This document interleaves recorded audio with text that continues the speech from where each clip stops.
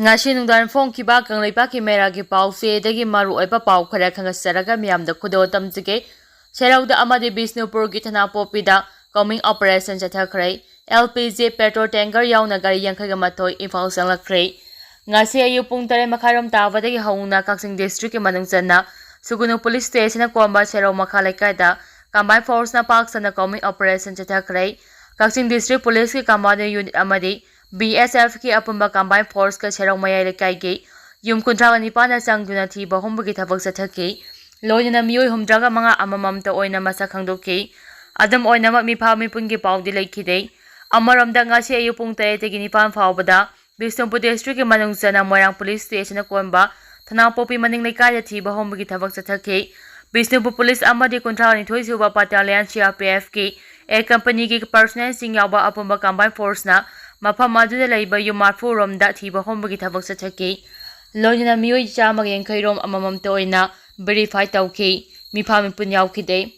अमरमदा हौखिबा August 15 गे अहिंग नुयाइदगे रोमनगा council national highway दा संगसिलंबा total सदांग gay खोंजंग हंदोखिबगा लोयना ngasi jiribamda panduna leiramba gari sing Imphal tholakre akanba section thorang marakta ngasi yupung 3 taramdadigi LPG puba gari kungani petrol tanker mapan diesel tanker mapan amade atay polang puba gari mari yauna puna gari yankhai mato jeribam thadokre amaramda ani suba tangka ki oina FCI gi seng puba gari kunga taret har puba gari tarag humdoi cement gari taret yauna atay tunga ba polam kya pusilapa gari humpuga mapan tharaga puna gari chama kun Imphal gi damak jeribam thadokre hairi Kuki Area dagi AR louthokpa yaroi hana Kuki miyam na memorandum pisingkre Kangpopi district manungchana Toirang area da leiriba kungunithoi suba Assam Rifles pu louthokpa yaroi haina masing yamlaba Kuki singkhongjang changsimbaga loinana kungunithoi suba Assam Rifles ki commander the memorandum amasu pisingkre masing yamlaba Kuki Nupa Nupi sing hauduna laklaga memorandum ado Assam Rifles ki commander da khusinakhe loinana Kuki miyam adugi maraktagi machin chapa nupa amana Assam Rifles ki commander da phongdokhibade mafam asidagi Assam Rifles louthokani habagi khompham asi handokpiu Manipur da thokliba kang anigi irang asina maram oiraga AR se Imphal area dagi Kuki Furo ki miyoi sing lauthorakpada achawa thodang lobiki loinina makha tana ngak semagi thabak tasu lofom thopa thodang adu chap chana lobiri asigumba Assam Rifles ki misem mikhaina daba amade lamdam asida ingtapa hanjilakna ba honabada achawa thodang loriba kungani thoi suba Assam Rifles Kangpopi district Toirang area dagi lauthokpa yaroi haba aufam chu phongdokhi Kuki Furo ki machin chapa miyoi aduna makha tana phongdokhibadi Kangrup ki irang ase hek tholakpa matamda arambai tingol amadi maitei lipuna Manipur lenga ki security force na sijinagadaba nangmai lising mga army cell dagi lut tawkhiba laikhrabani masidi natana lan asina maram oiraga Manipur ge tampa amadi sing ani gi marakta chathok chachin tawba adu pulap lephrabani aduna Kuki singna lairiba mafam sing ase pura separate tawduna haujik lairibani masigi mathakta chathariba assembly session singda Kuki gi MLA tara saruk yakhidabani Kuki tariba mafam singda maitei doctor sing oja sing lenga ki thomi sing amata changnadana tunga na leina khrabani loinina forward zone singba khaidokna sing amasung beli anima tunga na leiribani hiramasiga mari lenina Manipur gi chief minister Emberena Union Home Minister Amisa unaba matamda su singi lamdana Amisa na ngak semagi thabak tawraga tambaki lamna chief minister na tawra haba ofam phongdokhiba laikhrei maduna Kuki taba mafam singak semagi thabak si Union Home Minister ki mathauni masida Manipur lengana khut thingjimbam thokte maduna Kuki miyam bungak sembada achawa thodang loriba kungani thoi suba AR authopi ganu haiba wafam chu phongdokhi thawat na leiri break the yomba sing phagadare state asigi oina housing matik jana petroleum oil lubricants POL ge polam sing wat na leiri serak asida tunga ma petrol pump sing ge akoibada natraga mamangna petrol amadi diesel sing ayaba yaugana phongna yomba thengnare Maramasina district singda lariba mari lenaba authority singna athubana matik chaba thabak lokhanaba SP singda Directorate of Consumer Affairs Food and Private Distribution Sangapro gi maikai gi aiba cherol thaduna fagatnaba khangankhre Hiramachu gi matangda Directorate CAF NPD Manipur gi thaupuri ba rawasna asemna cherol amathokre numi mari ni nong chokigani Manipur yauna awang nong polamdamda lakadoriba numi mari ni asida nong kana sugani haina India Meteorological Department IMD na hairi